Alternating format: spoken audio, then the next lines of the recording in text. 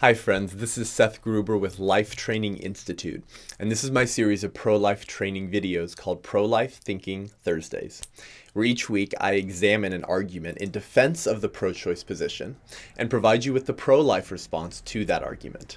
And I do this in hopes that you will be equipped with the tools that you need to defend your pro-life beliefs, your beliefs about the humanity and the value of the unborn child to your friends, family members, and coworkers, and in a society and culture that dehumanizes the unborn child. And this is episode 13, and this week I wanted to examine the question, should the government keep its hands out of women's reproductive health decisions?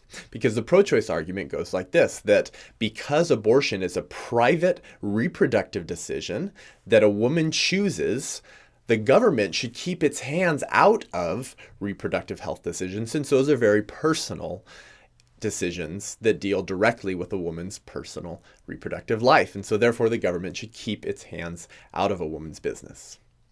Now, the pro-life response to this argument is that we firstly need to reframe this question.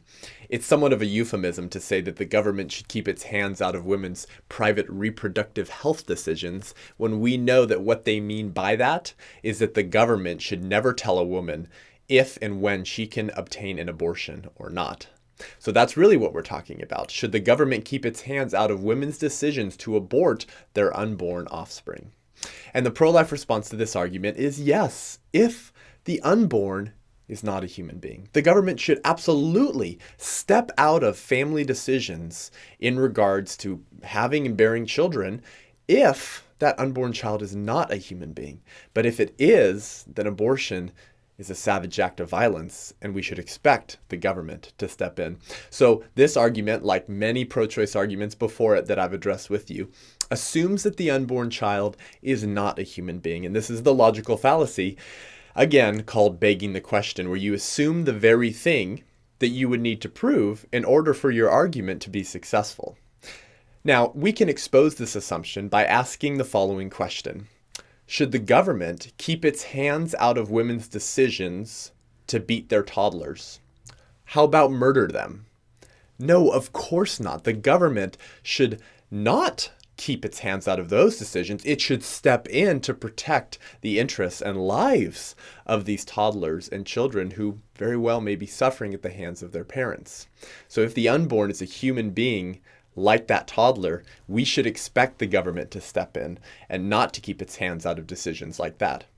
But hey, I agree that the government should keep its hands out of women's real reproductive health decisions, such as when to have children or when to stop having children through a tubal ligation or through family planning.